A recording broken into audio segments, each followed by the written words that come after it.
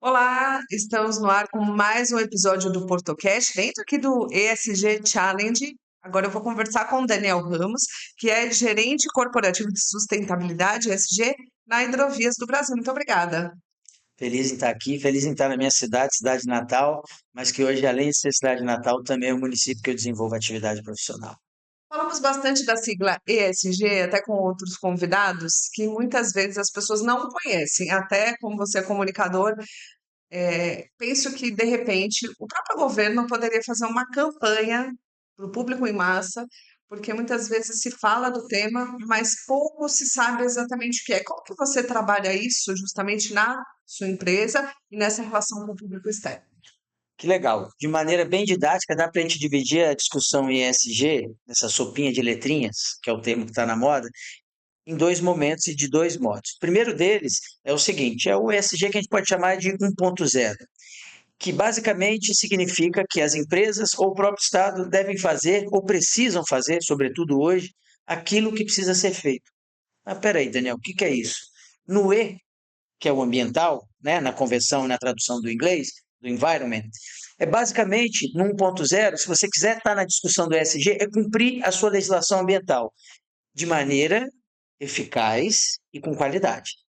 Não meramente para cumprir tabela ou para fazer aquilo que está escrito, mas efetivamente cumprir aquilo que a legislação local que você está submetido te coloca, seja ela uma legislação municipal, estadual ou federal. Vale lembrar que a legislação ambiental brasileira é uma das mais rigorosas do mundo e, se bem cumprida, coloca qualquer empresa de qualquer setor com um pezinho direito e muito bem colocado na agenda ambiental do ESG.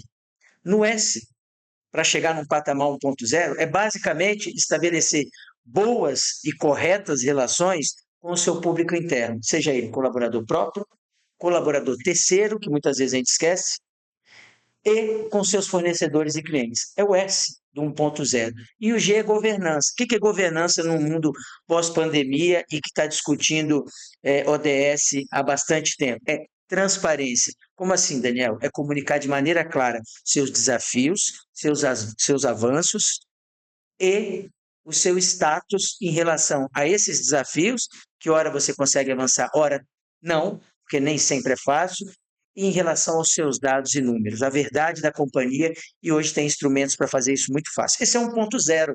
Eu costumo dizer para as empresas que não é difícil falar, eu tenho práticas ESG, basta que num primeiro momento você faça isso. Agora, o ESG 2.0, o que vai além do muro da empresa, que tudo isso que eu falei no primeiro momento está dentro dos muros da empresa, é de que maneira essa empresa, esse setor gera valor para a sociedade.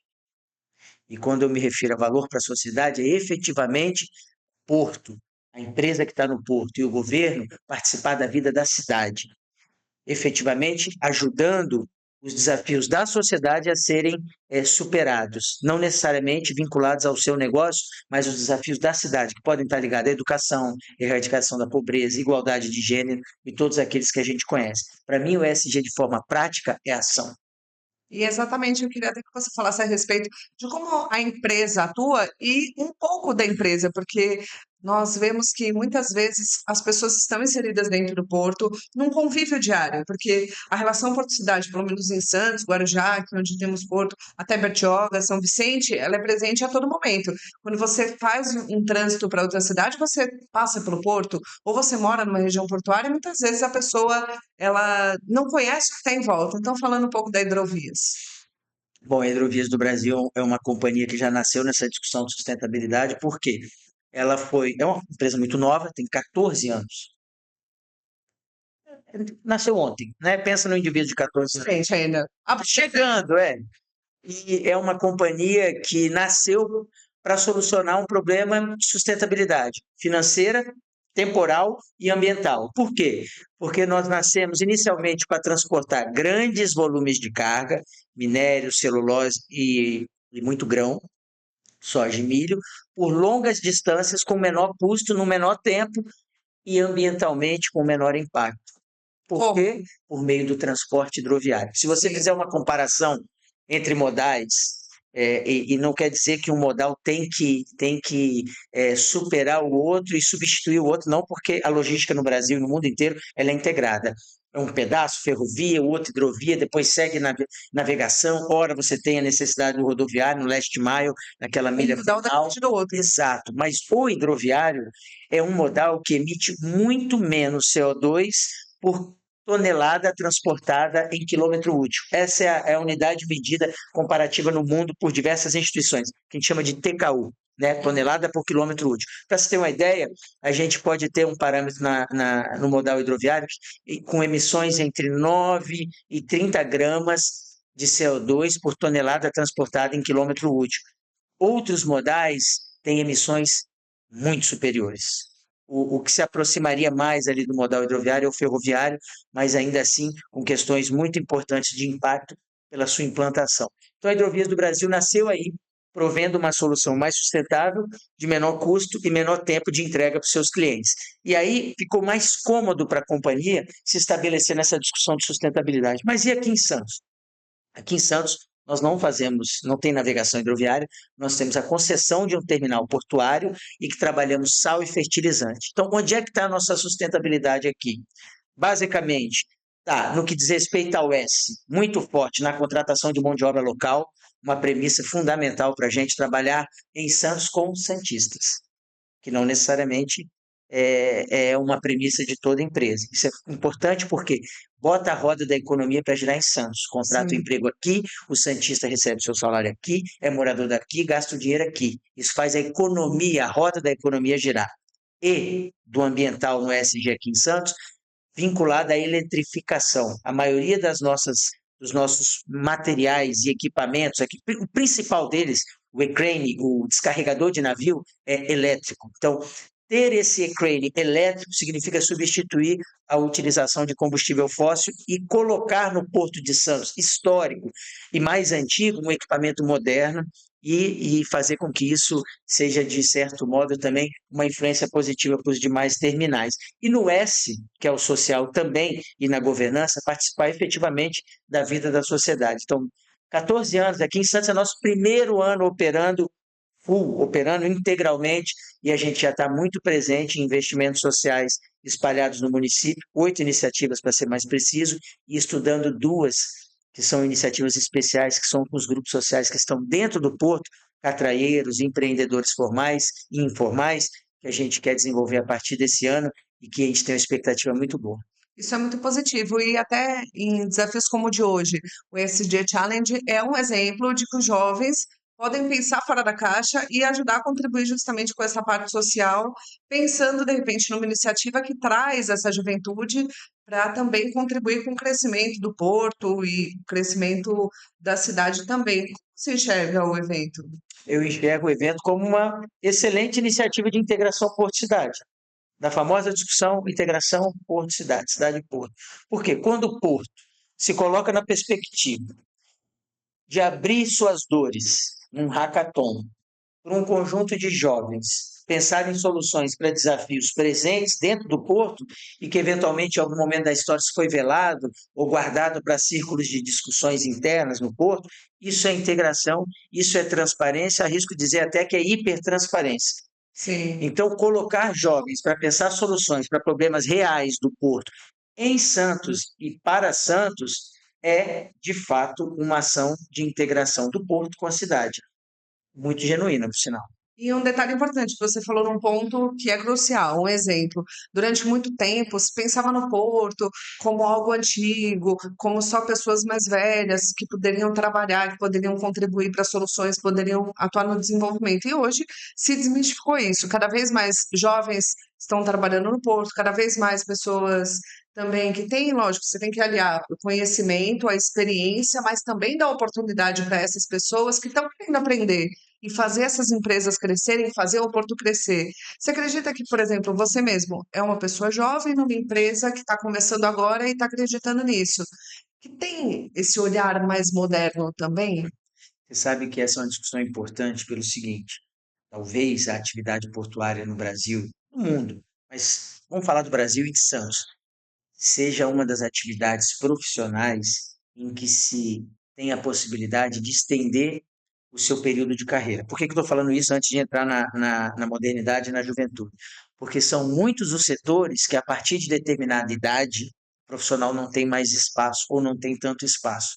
E no porto você vê profissionais altamente requeridos, E qualificados. qualificados e sendo disputados pelas empresas com 50, 60, mais 60 anos de Que idade. traz uma bagagem. Fundamental. Sim. Então, isso é legal porque não são todos os setores onde isso é possível. Mas etarismo, Essa equidade geracional e esse etarismo. No entanto, são esses mesmos profissionais que as atividades que as empresas portuárias tratam com muita atenção e carinho, pela experiência que você mesma mencionou, que são responsáveis por treinar a nova geração.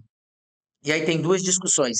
Tem a discussão do Porto colar na juventude a partir de discussões como essa do ESG Challenge, por meio de hackathons, até a semântica, e aí falando como comunicadores, é importante para atrair. Pô, vamos fazer um hackathon, vamos pivotar um projeto para um desafio do. É a mesma coisa que solucionar problema lá atrás, em outras gerações. Mas aqui a gente adequou a semântica, as ferramentas do momento. atrai o jovem que pensa de maneira rápida, com métodos ágeis, para solucionar um desafio no porto. E no caso da Hidrovias, a gente tem convênios com instituições locais para formar jovens em áreas que para nós são fundamentais, com equipamentos mais modernos, que muitas vezes o colaborador mais antigo não está interessado em aprender a utilizar, mas o jovem quer.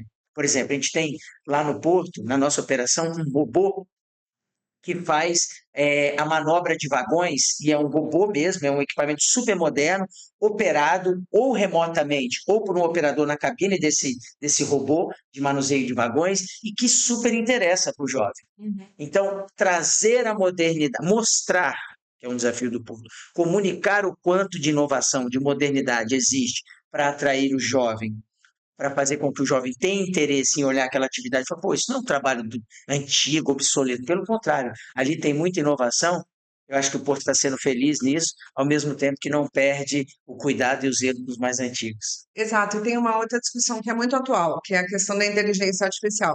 Você falou de robotização, automação, inclusive, antigamente você tinha um operador totalmente humano operando os portainers para você fazer a operação de retirada de containers, e hoje em dia, na maior parte dos portos do mundo e aqui também, já é automatizado. Porém, nada vai substituir em alguns momentos o ser humano, o cérebro pensante, mas é a realidade. A inteligência artificial está aí. Como é que você enxerga isso nas operações portuárias e até na empresa? Na nossa empresa, e para o tipo de produto que nós movimentamos, basicamente granéis sólidos, é um setor que ele tem uma dependência muito grande de capital humano. Sim. Então, para a gente, a inovação ela já está acontecendo de maneira muito forte, mas ela está, e eu considero isso um ponto positivo, atrelada, ela puxa o desenvolvimento do nosso capital humano junto com ela. Ela não, a gente tem ali grandes soluções, mas que elas não prescindem ou substituem a presença do capital humano. Pelo contrário, ela qualifica e traz o capital humano para operar de formas inovadoras equipamentos mais tecnológicos. No entanto, para outros setores, essa é uma realidade. E tira da zona de conforto também. Tira da zona de conforto, qualifica, abre a cabeça e conecta esse colaborador não mais com uma atividade desenvolvida no Porto da Hidrovias do Brasil, em Barcarena, no Pará, mas habilita ele para operar qualquer equipamento do gênero em qualquer parte do mundo. Mas para outros setores e outras atividades, essa é uma realidade que não adianta a gente brigar ou contrapor.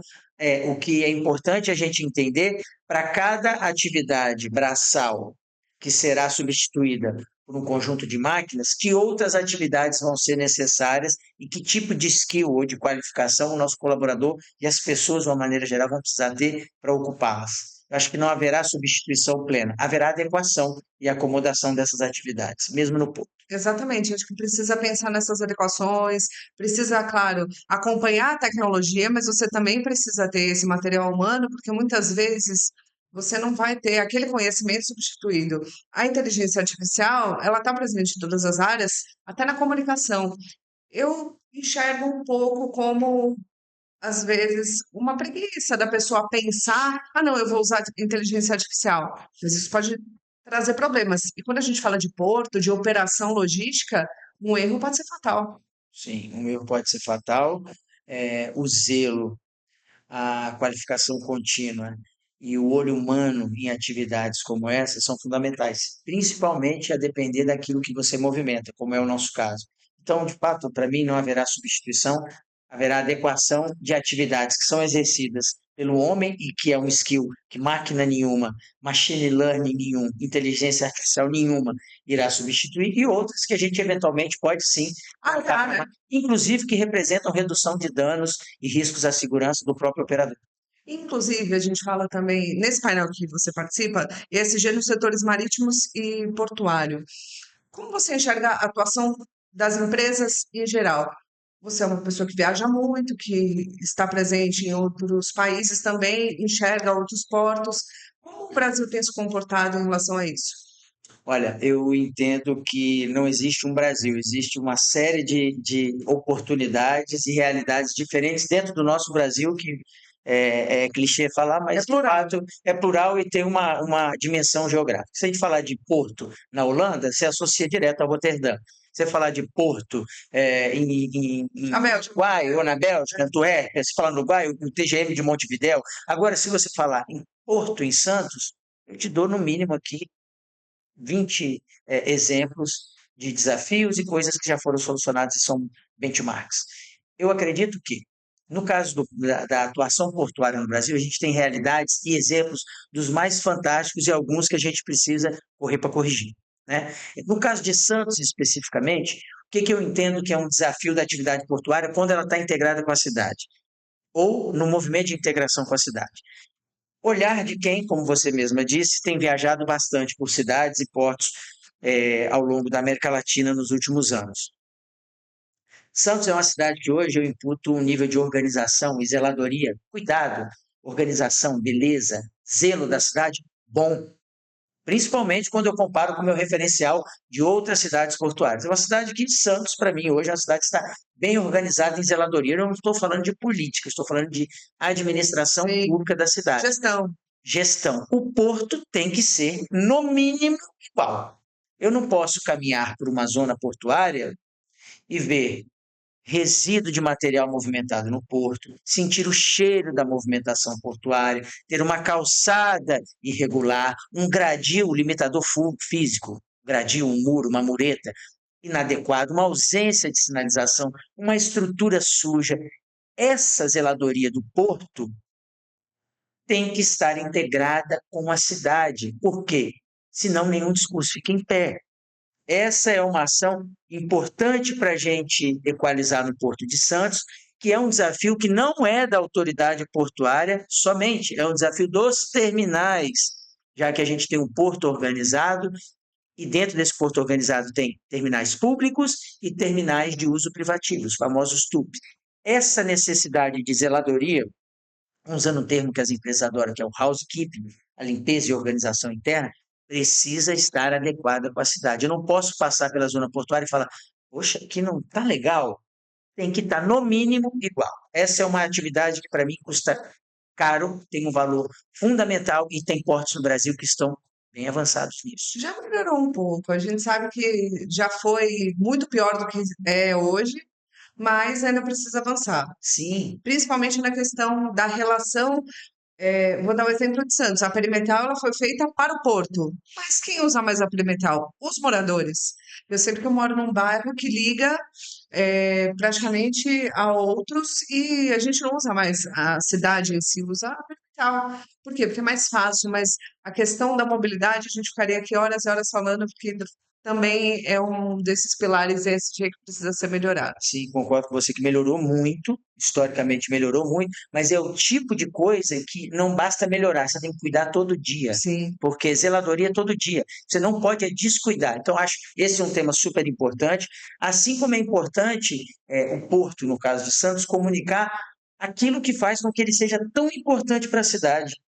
Aí tem um desafio super positivo que não é minerar dados, Sim. fazer greenwashing ou maquiar informações. Não, é simplesmente entender o tamanho da sua grandeza no desenvolvimento da cidade e contar isso para as pessoas. As pessoas precisam entender em números fáceis, a Dona Maria, o seu Zé, que estão em casa, Ah, de que maneira que o Porto faz parte da vida deles. E eu tenho certeza que em Santos é de um jeito fundamental. Sem dúvida. Diariamente estamos com o Porto na nossa vida e às vezes nem sabemos. Obrigada, Daniel, pela entrevista. Eu que agradeço, foi um prazer. Bom, já já você confere outro episódio do PortoCast. Essa foi a entrevista com Daniel Ramos, que é gerente corporativo de sustentabilidade da Hidrovias do Brasil. Até logo.